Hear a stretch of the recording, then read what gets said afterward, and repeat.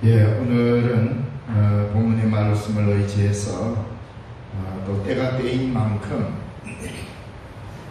여름 성경학교를 앞두고 또 수련회도 중고등부 수련회도 앞두고 해서 지난 주일에는 우리 아동 전체 교사 헌신 예배로 드렸습니다. 교사 헌신 예배를 드리면서 말씀을 받고 어떻게 헌신해야 되는지를 잘 들었을 것입니다. 다시 한 번 더 우리가 마음을 가다듬는 그런 차원에서 오늘도 우리 교사들과 또 교사를 돕는 우리 모든 손길들 우리가 어떤 의미로 이 일을 감당해야 되는지를 모든 성도들 함께 들었으면 좋겠습니다. 요즘 가끔 영화나 TV에 보면 이 군인들이 나와서 전투를 하는데 마치 로봇 같은 무기들을 다 장착해가 막 쫙 내려서 투시경도 탁 끼고 한밤중에 아무것도 안 보이는데 그 안경 탁 끼면은 깜깜한 밤에 환하게 이렇게 보이는 이런 것도 끼고 그 보면 꼭 로봇처럼 이렇게 무장을 하는 경우가 많습니다.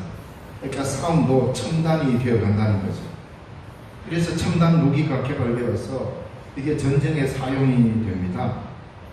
그래서 그 나라의 가장 핵심적인 기술은 언제나 최첨단 기술로서 이 무기 만드는 군수 산업에 활용이 됩니다.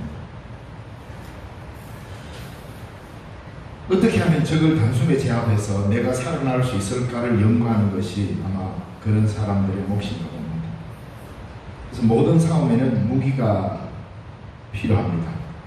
무기가 있어야 싸웁니다. 손에 든 무기가 없을 때는 내 몸이 무기가 되도록 단련하는 겁니다.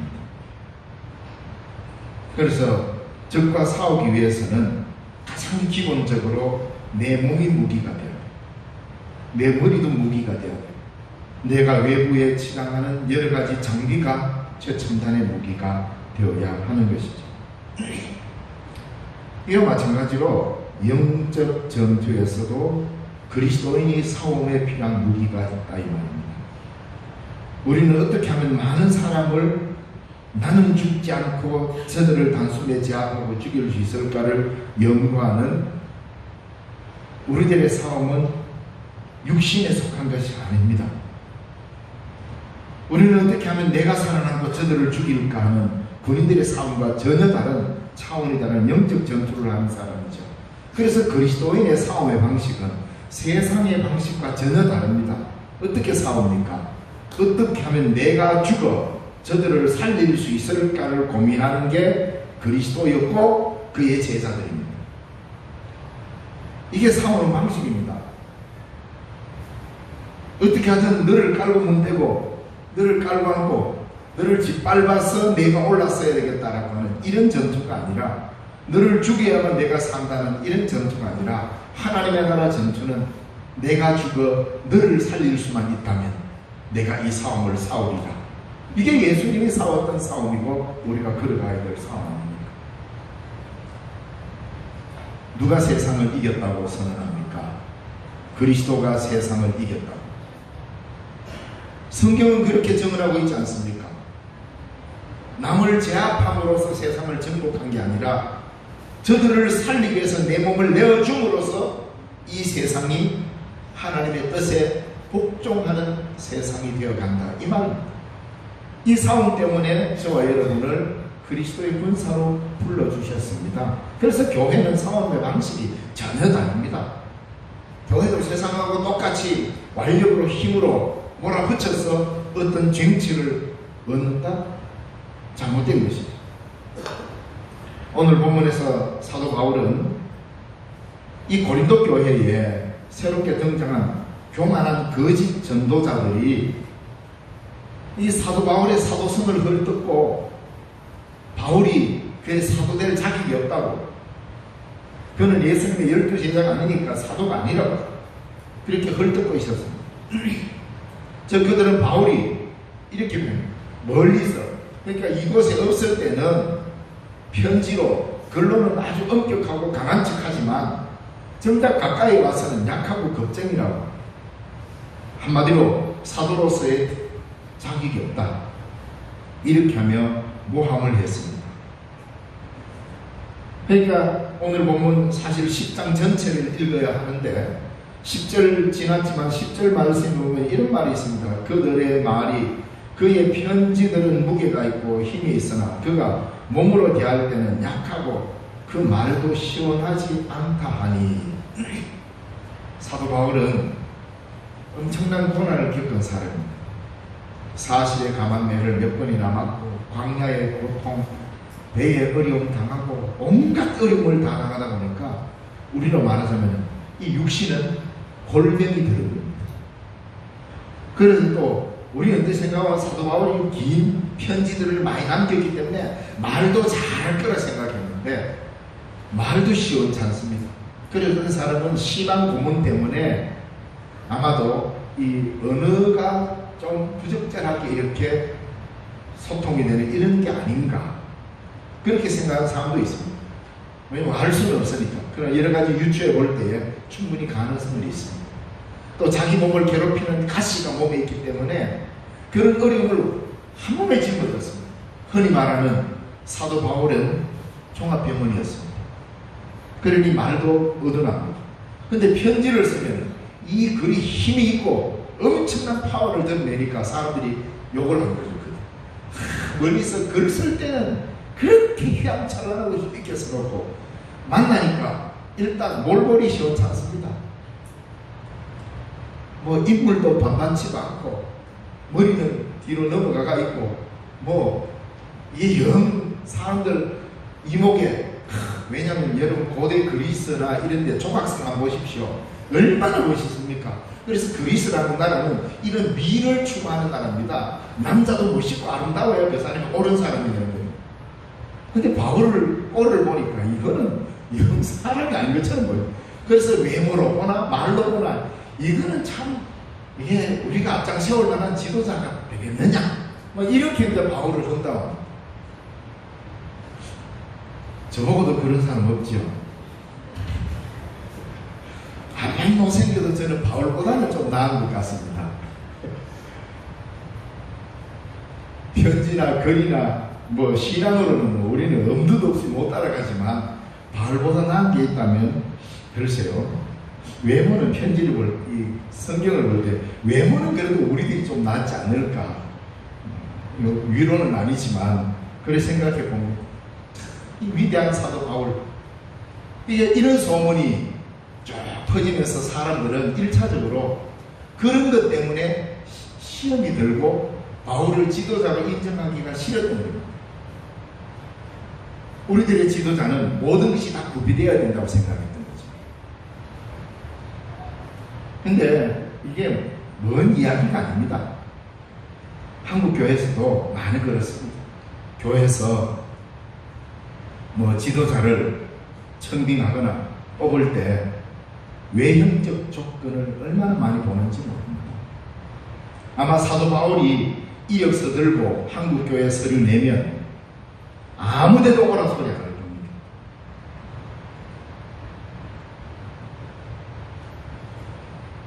그러니까 이게 바울에게 있어서는 컴플렉스일 텐데. 근데 사도 바울은 개의치 않았습니다. 왜? 자기는 갖고 있는 무기가 전혀 다릅니다. 부활하신 그리스도를 만남으로 인하여 그는 하나님 앞에 특별한 은혜를 입었고 내가 이 세상을 이겨내는 무기가 어떤 것인지를 분명히 알았기 때문에 거기에 주눅들지 않았다 이 말입니다. 아마 요즘 같으면 적당하게 병원에 가서 좀 째고 붙이고 고쳐서 했을지도 모르겠죠. 그러나 사도 바울은 자기를 향하여서 이런 부분에 있어서 사도가 아니라고 규정하는 데 있어서 그는 강하게 반발을 하면서 자신의 사도성을 입증합니다. 사도 바울은 그런 외부의 여러 가지 비아냥거림 속에서도 전혀 다른 확신을 가지고 살아갑니다. 그래서 사도 바울의 사명은 사람들을 지배하는 데 있지 않고 자신의 외모나 멋진 폼으로 사람들을 압도하는 데 있지 않고 오직 이 세상의 견고한 요새 하나님을 모르는 것, 하나님을 부정하는 이 모든 것들을 무너뜨릴 수 있는 하나님의 말씀의 힘으로 그들을 불러 모아서 예수 그리스도께로 그들을 데려가는 것이 자기의 가장 큰 사명이요, 이것을 유일한 사명으로 알았기 때문에 누군가 자기 외모를 보고 이렇게 말하든, 내가 말이 어줍잖다든, 그는 뭐 이런저런 큰 질병이 있어가지고 가까이 하기에는 너무 멀다 이렇게 말하든 아무 상관하지 않고, 내가 하나님의 말씀의 능력으로 너희를 그리스도께로 데려가는 이 한 사명 때문에 나는 목숨을 걸었다는 말입니다. 그래서 기독교가 로마 사회에 자리 잡는 그 큰 일들을 이 바울에 의해서 체계적으로 세워지게 됩니다. 한 사람의 아름다운 헌신이 얼마나 위대한 일을 만드는지 모릅니다. 성경학교를 앞두고 교사 여러분께 부탁을 드립니다. 교사로 부름받아 헌신하는 여러분, 아이들에게 눈에 보이는 것만이 힘이 있는 것이 아니라 보이지 아니하는 하나님의 말씀의 능력을 가르치는 자가 교사입니다. 헌신한다는 것, 뭐 지금 헌신 예배는 아닙니다만, 우리가 헌신한다는 말은 우리 모두가 해당되는 말입니다. 하나님께 헌신한다라는 것은 하나님을 대적하여 높아진 모든 것을 무너뜨리는 일입니다. 우리의 싸우는 무기는 육신에 속한 것이 아니요 오직 어떠한 견고한 진도 무너뜨리는 하나님의 능력이다. 모든 이론을 무너뜨리며 하나님 아는 것을 대적하여 높아진 것을 다 무너뜨리고 모든 생각을 사로잡아 그리스도에게로 복종하게 하나님, 이것 때문에 하나님이 교사를 부르시고, 이것 때문에 우리를 먼저 그리스도의 일꾼으로 부르신 것입니다. 쉽게 말하자면 헌신한다는 것은 군대에 가서 군 복무하는 것과 같은 겁니다. 내가 군대에 딱 가는 순간, 그 순간 우리는 국가의 부름을 받아 국가에 헌신하는 겁니다. 군인은 자기 무기를 능수능란하게 다루어 적을 이기는 사람입니다. 이렇듯 교사는 아이를 지키는 첨단 영적 군인입니다. 우리가 성경학교를 하는 것은 연례적 행사가 아닙니다.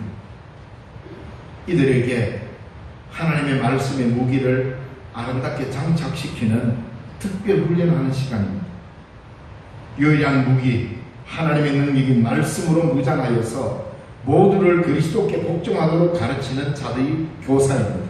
그래서 우리 아이들이 이 세상 한가운데서 어떤 일들을 만나도 견고한 진을 파하고 그리스도를 대적하는, 말씀을 대적하는 그 어떤 것과도 대적해서 말씀으로 이겨서 모든 만물을 그리스도께 복종하게 만드는 하나님의 일꾼, 하나님의 군사로 기르는 게 교사의 헌신의 자입니다.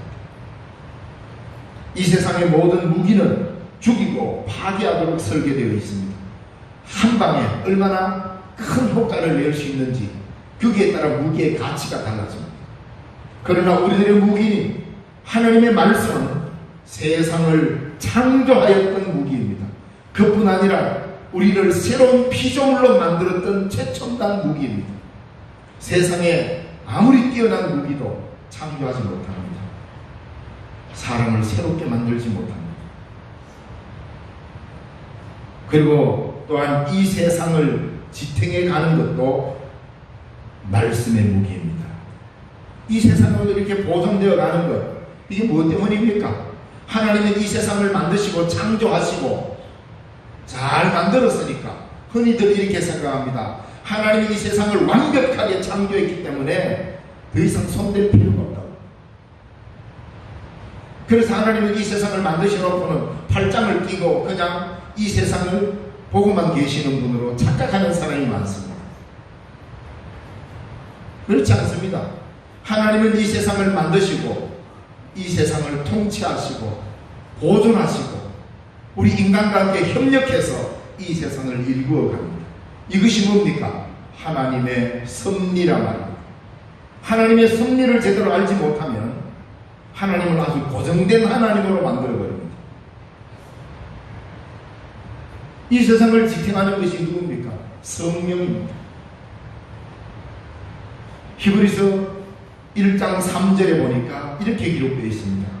이는 하나님의 영광의 광채시오 그 본체의 형상이시다. 그의 능력의 말씀으로 만물을 붙드시며, 이 세상은 누구에게 붙들려 있습니까? 말씀에 붙들려 있습니다. 왜? 말씀으로 창조된 세계이기 때문입니다.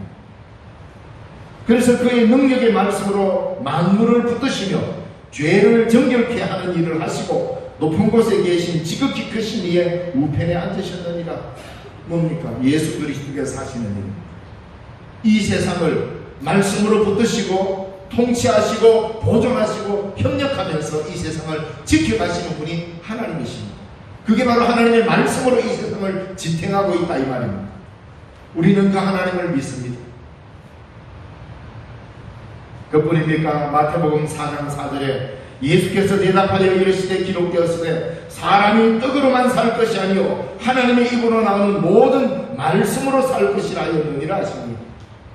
오늘 우리가 생명을 이어가고 진정한 새로운 피조물로 삶을 살아가는 것은 육신의 떡만을 먹어서 사는 것이 아니라 생명의 말씀을 먹음으로써 우리는 영적 삶을 살아가는 겁니다. 진정한 생명을 누리는 것입니다. 오늘 본문에서도 말했습니다. 모든 이론, 모든 교만, 모든 악한 생각을 무너뜨리는 무기는 하나님의 말씀뿐입니다. 이 말씀을 유일한 무기로 삼고 싸우는 자들, 그들이 그리스도인이요, 이 싸우는 법을 어린 아이들에게도 가르치는 사람들이 교사들입니다. 우리의 아이들이 그리스도께로만 향하도록 싸우는 일이 교사의 헌신입니다.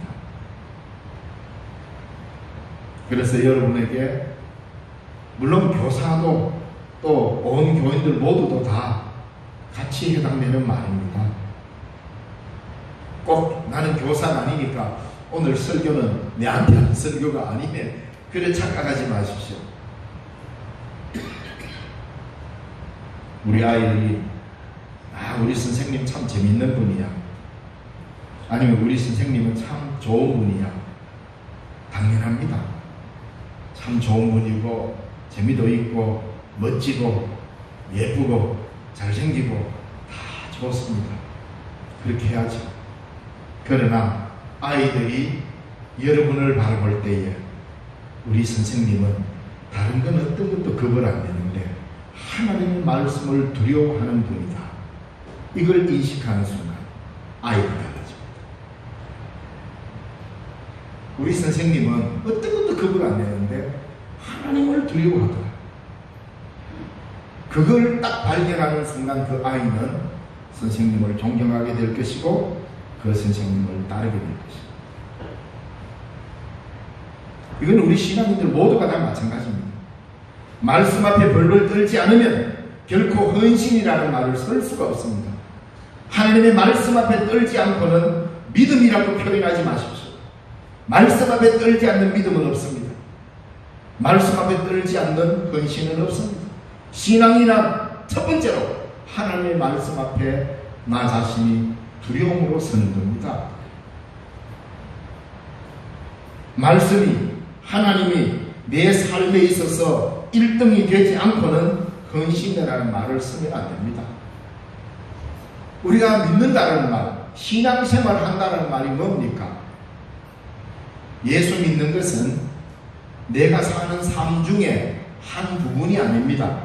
내가 살아가는 삶의 한 부분으로서 적당하게 여가 생활하는 것처럼 하는 하나의 부분이 아닙니다. 신앙이 내 삶 전체를 지배하지 아니하면 그건 믿음이 아닙니다. 이게 바로 믿음이라는 것은 지금 내가 살아가는 세상적인 이런 가치를 하나님의 두려운 말씀 앞에 복종시키는 것이 믿음입니다. 하나님을 내 삶의 2등 자리에서 1등의 자리로 모시는 것이 헌신이고, 이게 바로 이렇게 돼야 말씀의 봉사자가 되는 것입니다. 특별히 교사로 부름받은 사람은 이것을 철저히 인식해야, 그렇게 해야 교사가 됩니다. 여러분, 하나님이 아니에요. 아이들이 먼저 압니다. 저 선생님이 나를 사랑하는지, 저 선생님이 하나님을 두려워하는지 여러분이 가르치는 아이가 먼저 압니다. 왜? 하나님은 배우는 아이에게 그 통찰력을 다 주십니다. 저는 중3 때 세례를 받고, 세례 딱 받고 나니까 저희들 시골교회 그때는 목사님이 안 계셔서 전도사님이 이마이 두꺼운 계단공가라는 책을 이걸 주면서 이제 내년 1월부터 네 반사해라. 아이들 중에 내보다 키 큰 아가 많았어요. 저는 고등학교 3학년 졸업할 때까지만 해도 2번이었어요. 내보다 작은 아이가 우리 반에 기계 체조하는 애가 내보다 작고 그 다음에 내가 작았어요. 그래서 교련 금열할 때는 키 큰 순으로 서가나요. 아침 조회할 때는 키 작은 순으로 서는데 교련 금열할 때는 키 큰 순으로 서니까 맨 뒤에 서는 거예요. 그래서 어지간히 장난쳐도 앞에서 안 보여요. 작아가지고. 근데 중3 때 얼마나 작았겠습니까? 근데 그 중3 때 맡은 반이 초등학교 5학년이었는데 초등학교 5학년 여학생이 내보다 키가 컸어요.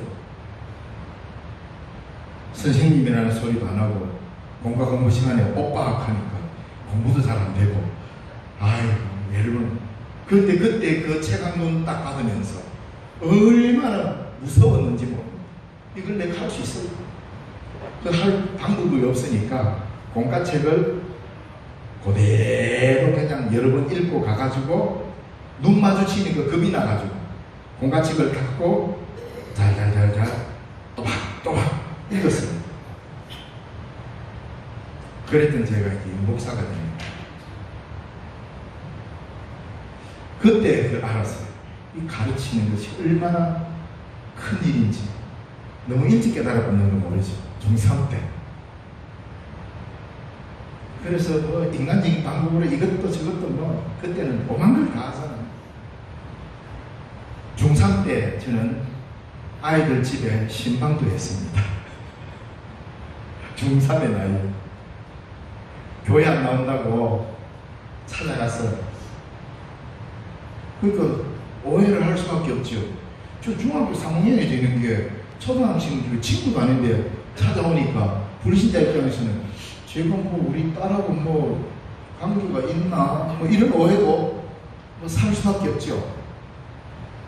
근데 그때 못 모르고 맡은 것 같지만 굉장히 두려움으로 그 일을 했던 게 제가 자라오면서 많은 자양분이 되었던 것 같습니다.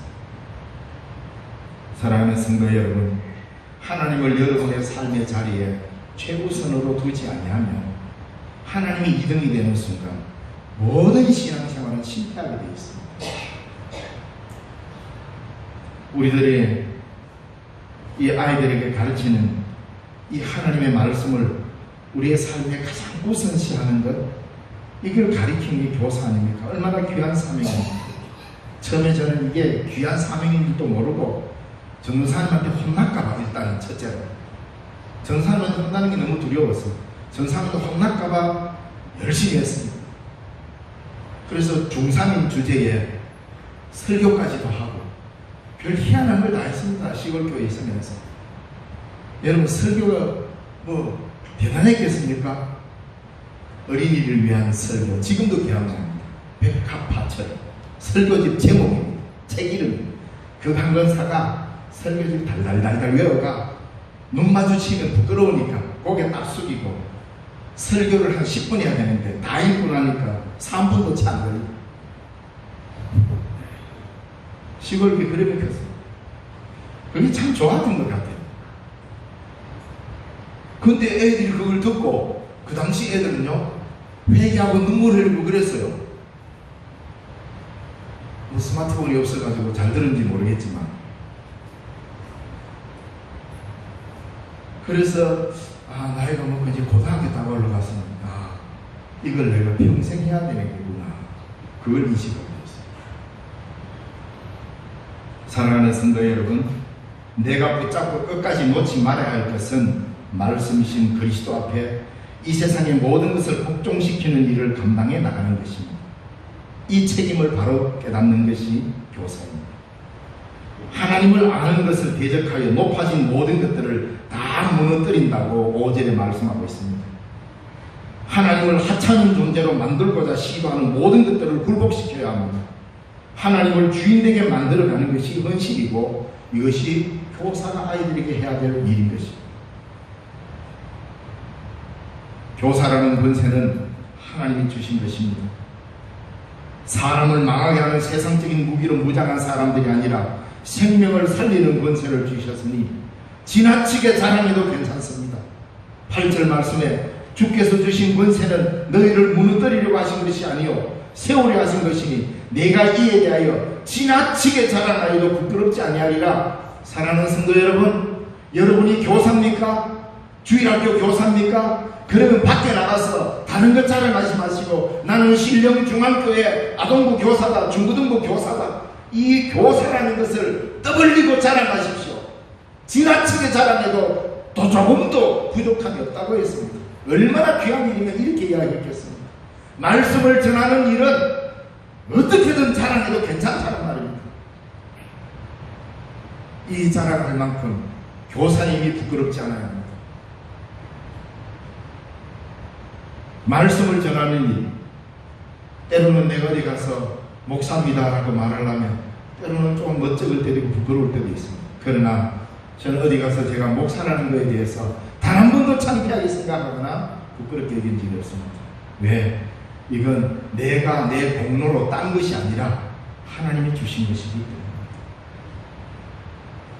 사랑하는 성도 여러분이 그리스도인이라는 것, 내가 예수쟁이라는 것이 창피스러워서 성경책 제대로 드러내지 못하고 몰래 감추고 다니고 예수 믿는 것이 부끄럽다면 우리가 세상에 자랑할 게 뭡니까?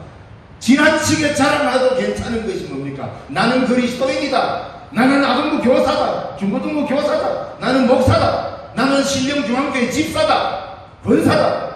이런 직분은 지나치게 자랑해도 괜찮단 말입니다. 왜? 말씀의 봉사자들이기 때문입니다. 왜 하나님의 백성들이 교회에서 맡은 직분을 부끄럽게 여기고 세상에 내놓지 못합니까? 우리가 자랑을 하지 않기 때문에 우리 스스로 창피함을 생각하니까 그랬어요.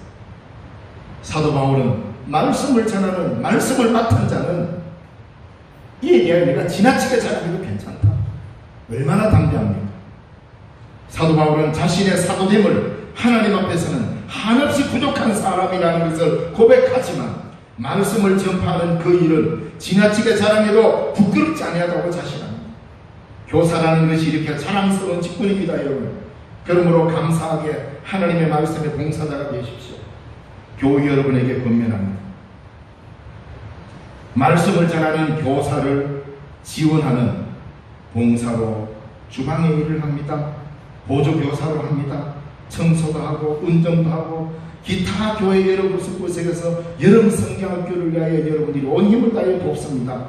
돕는 이 모든 일을 행하는 여러분들도 하늘나라에서 교사와 같은 상을 받게 될 것입니다. 왜 그런지 아십니까? 마태복음 10장 41절에 선지자의 이름으로 선지자를 영접하는 자는 선지자의 상을 받을 것이요 의인의 이름으로 의인을 영접하는 자는 의인의 상을 받을 것이요. 다른 말로 바꿀까요? 교사의 이름으로 교사를 대접하는 자는 교사의 상을 받을 것이요 어린이의 이름으로 어린이를 영접하는 자는 그 어린이가 받을 상을 여러분도 받을 것입니다.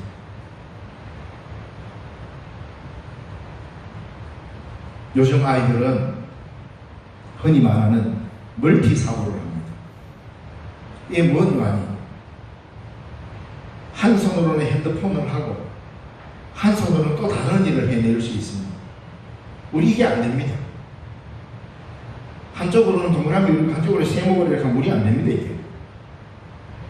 요즘 아이들이 굉장히 쉽게 됩니다. 그리고 핸드폰을 합니다. 가능하면 그래도 우리 교회 아동부는 가끔씩 보면 아이들이 핸드폰을 두고 예배 드리는 이렇게 할 때가 있더라고요. 아이들이 핸드폰을 바구니에 넣어놓고 예배 드리는 아이도 있고 핸드폰을 묵도와 함께 죽동문까지 끝까지 잡고 있는 아이들도 있고 다양합니다. 근데 걔네들이 말씀을 안 듣는 것 같은데 들어요. 게임하면서도 질문하면 저요 하고 손들고 대답을 해요. 우리 시대하고 다릅니다. 그렇다고 예배 시간에 핸드폰을 보라는 게 아니라 잘못된 거죠. 예배에 집중해야 되는데. 그렇지만 그거 좀 떠든다고 너무 나만할 필요는 없습니다. 저도 많이 떠들었습니다. 저도 의자 밑을 많이 기어다녔습니다. 근데 내가 하는 질문이 나오면 의자 밑에서도 답하려고 벌떡 일어서서 손을 든 적도 많았습니다. 소가 없으면 구유가 깨끗합니다.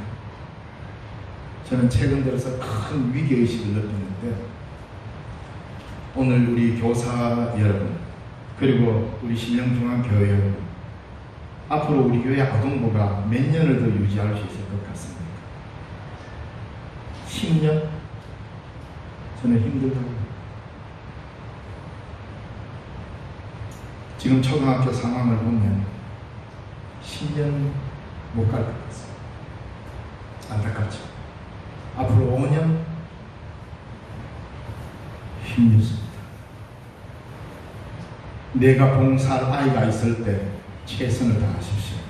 나중에 여러분들이 울며 불며 곡을 하며 하고 싶어도 못할 날입니다. 그때는 이미 늦습니다. 단 1년을 하더라도, 단 한 달을 하더라도 여러분, 아이가 있을 때 해야 합니다. 앞으로 5년 뒤가 되면 지금 추세로 보면 이제 내년에 한 8명이 중학교 올라가 버리고 1학년 들어오는 애는 1명이에요. 이런 상황에 빠지면 여러분, 교사를 하고 싶어 발을 동동 굴러도 할 수 없는 때가 옵니다. 그때 가서 후회하지 마시고 지금 기회가 주어졌을 때 말씀을 전해서 이 아이를 영적 일꾼으로 훌륭하게 키워놔야 합니다. 그런 급박한 마음이 들지 않습니까?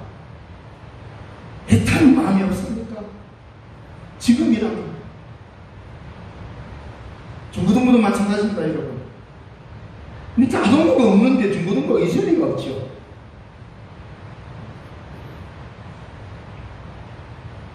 길지 않습니다. 여러분에게 평생을 교회학교 교사라고 말씀하지 않습니다. 아이 있을 때만이라도, 아이가 우리 교회에 올 때만이라도 있는 힘을 다해서 가르치십시오. 이들이 앞으로 한국교회를 이끌고 가야 될 위대한 일꾼으로 자라야 할 텐데 지금 기회를 놓치면 영영 오지 않습니다. 아이들이 와서 떠들고 휴지도 버리고 별일을 다 해도 소가 있었기 때문에 외양간이 추접습니다. 소가 없으면 구유가 깨끗하고 아무것도 얻을 게 없습니다. 와서 두드리고 놀고 하는 아이가 있음으로써 여러분은 복받은 줄 아십시오. 언제나 말씀 전하는 일을 포기하지 마십시오. 우리 아이들은 멀티사고를 하기 때문에 어쨌든 우리는 때를 얻든지 못 얻든지 전하는 일에 혼신의 힘을 다하면 아이들은 듣습니다. 우리의 아이들이 다시금 여러분들과 같은 교사가 되어서 주님의 선한 일꾼이 된다는 그 희망도 포기하지 마십시오. 우리가 예수 믿는다는 것, 헌신한다는 것은 나를 포기하는 것이지 아이를 포기하는 게 아닙니다. 하나님의 말씀의 권세를 여러분에게 주셨으니 주님 오실 때까지 이 말씀을 수행해야 합니다. 이것이 교사로 부름받았을 때는 이 교사의 일이 내 삶의 1순위가 되어야 아이들이 변합니다. 그렇지 않으면 안 변합니다, 여러분. 가만히 놔두면 아이들이 착해질 것 같고 가만히 놔두면 말씀으로 똘똘 뭉쳐질 것 같습니까? 교사가 혼신의 힘을 다해서 말씀 전하는 일을 1순위에 두지 않는데 어느 아이가 말씀으로 자랍니까? 불가능합니다. 그 교사가 말씀을 열심히 잘 전하라고 옆에서 돕고 보좌하고 주방에서 땀을 흘리고 아이들에게 여러 가지로 돕는 수많은 손길, 얼마나 귀합니까? 인디안 속담에 한 아이를 키우기 위해서는 온 마을이 동원되어야 된다. 맞습니다. 한 아이를 키우기 위해서는 온 교인이 동원되어야 한 아이가 믿음으로 자랍니다. 그래서 어떤 의미에서 우리 모두가 다 어린이를 키우는 교사의 사명을 부여받았다는 사실을 잊지 마십시오. 우리들의 무기는 세상을 새롭게 하는 하나님의 말씀입니다. 여름 성경학교는 이 말씀으로 아이들을 무장시키는 특별훈련 시간입니다. 이 시간을 위해서 우리가 휴가도 내고 내 시간도 내고 다 하는 거 아닙니까? 왜? 앞으로 성경학교 하고 싶어도 못할 날이 올 것입니다. 이미 제가 아는 많은 우리 동기 목회자들은 이제 와서 이야기를 합니다. 아이가 없고 나니까 아이가 없을 뿐인데 교회가 텅 빈 것 같다. 귀한 때 이때에 하나님이 우리를 부르신 이유를 잘 아셔야 합니다. 우리는 세상이 줄 수 없는 하나님의 말씀의 무기를 든 자로 이 무기로 아이와 어른 모두를 살리는 삶으로 나아가야 할 것입니다. 기도하겠습니다. 살아계신 하나님 아버지 은혜를 감사드립니다. 귀하고 복된 주일 우리에게 말씀의 은혜를 더하셔서 감사합니다.